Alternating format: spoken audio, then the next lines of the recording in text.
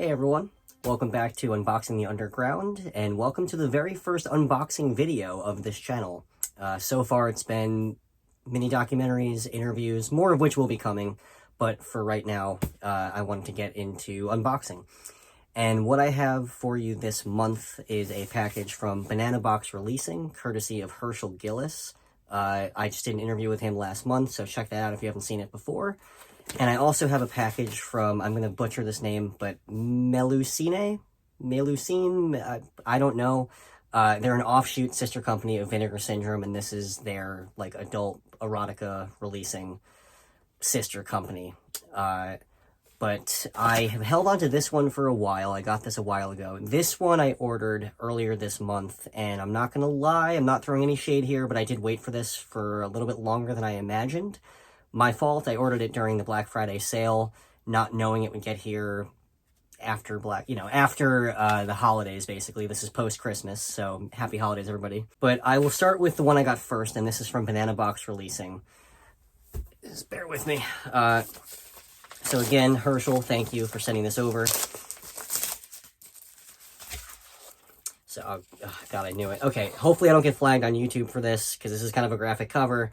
But we have here probably one of the rarest things I own right now at this point, and one of the most controversial. It's called I Want to Eat You. And what this film is, I'll read you the back cover.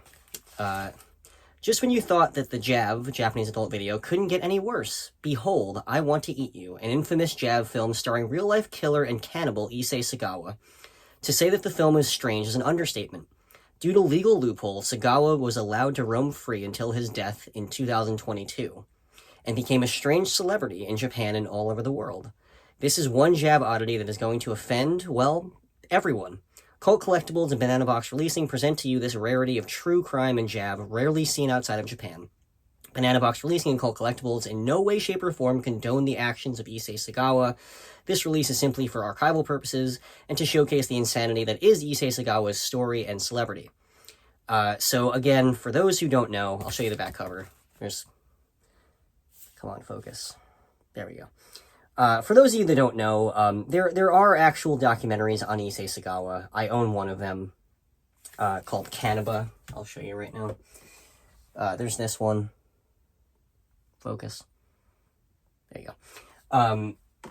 He was a cannibal and a serial killer in Japan who, because of a bunch of loopholes, got freed and used his celebrity after being released in a really gross and exploitative way to make money. And what is probably the most infamous thing that emerged from his quest to make money off of his crimes was this. And this is a really disgusting, I don't know if there's two versions of this. There's an adult version, like, that has, adult stuff in it, and then there's, like, a narrative version, but it's a mix of documentary and narrative, in which he plays himself and kind of recreates his crimes, in a, narrative setting, I guess. And it's extremely hard to find. There's very little information about this film. There is a great podcast by Guy and Dave Jackson called Show Me Something Wrong, in which they go through, in much more detail than I can, what this film is, why it was made, how hard it is to come by. There really is not much about this film out there. There were some clips on YouTube put out by Cult Collectibles, none of the graphic stuff, but just to show you what it is. I have not seen this. I don't know which version this is. There's no runtime on here. But this is something that I, as a collector, kind of wanted to get my hands on just to see what was out there. This was available for sale in the public eye. This is absolutely an underground film, but this was, in very limited markets, available to the public. So in that regard, I'm happy to own this. Thank you, Herschel, for sending this over.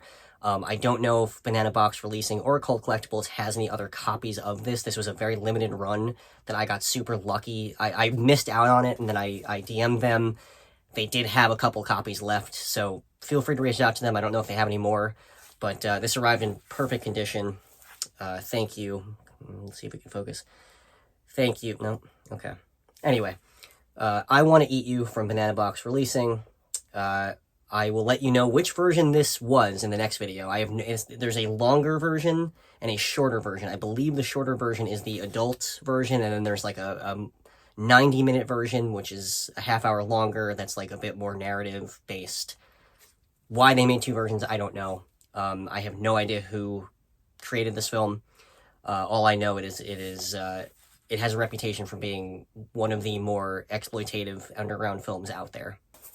So next, I've got the Black Friday package from Vinegar Syndrome, but also Mélusine. Can someone correct me?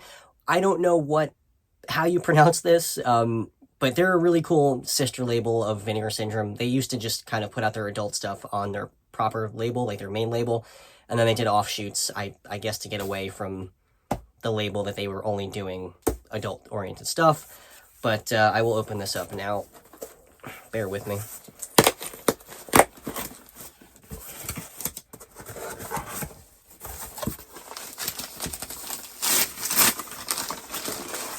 All right, so we've got, and I gotta just give a shout out to the packaging of Vinegar Syndrome. They don't fuck around.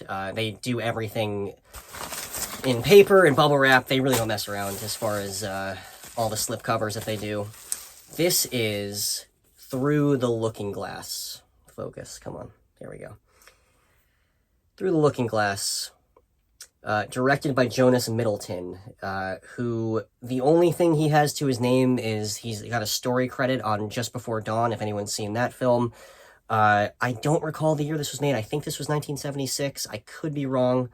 But it is basically an erotic retelling of Alice in Wonderland, and it is super, super, super dark. I have seen this film on a really awful DVD rip that really was the only way to see it for many years. This is a 4K release. I'm super excited to have this and finally see it in like decent quality, because the version I have is truly a VHS rip, and that was the only way to kind of get it. Word of mouth sort of propelled this film back into the mainstream. On some level, there were screenings in New York in 2013 at the Anthology Film Archives. I believe it may have had a few other screenings as well in like Chicago, but there are people who really tout this film as an artful masterpiece of horror and erotica blended together, and it is. It really is unlike anything else that I've ever seen. It is deeply unsettling. It is deeply unerotic. It is an adult film for sure, but it is not meant to be enticing in any way, and it's all the more powerful because of it. So let's open this up and take a look. I have no idea how to open this packaging. It's very fancy packaging. All right, yeah, I have no idea how to open this, but I will try. It's a magnet. Okay. So we've got this, comes out like that. Very beautiful packaging. Put that there. Again, very well packaged. Oh god, this comes with a slipcase. Beautiful, look at that. Focus. So for any fans of this film, if you're on the fence about delving into this sort of material, Vinegar Syndrome is the way you want to go. Their transfers are second to none. They really have the best restoration artists. They find the best original source material to restore these films from. Put this over here. And again, just gorgeous packaging. Shelf space, it's pretty thick. It's like a book. But if you have the space, I'd recommend picking up. They make a normal edition, just the actual 4K disc itself, in a standard case. But I had to splurge and, for $5 extra, get this gorgeous packaging. So let me try to get this out of here. Okay.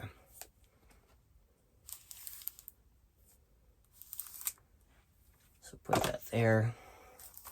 And that's what we got.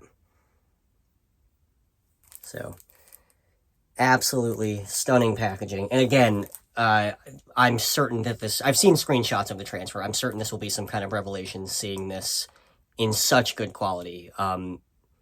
And given the prestigious nature of the production, this was a very expensive adult film at the time. I believe it cost $250K in like 1976, which, we're talking, that's millions of dollars probably now.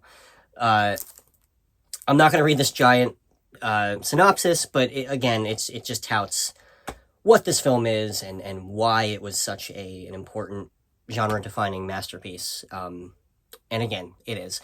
This disc comes with Jonas Middleton's first feature, Cherry Blossom, which I've never seen. I've read some stuff about it, also unavailable for many years. From what I gather, it's not at all on the caliber of something like this, but I'm happy to have it nonetheless. And yeah, I'm really, really excited to check this out.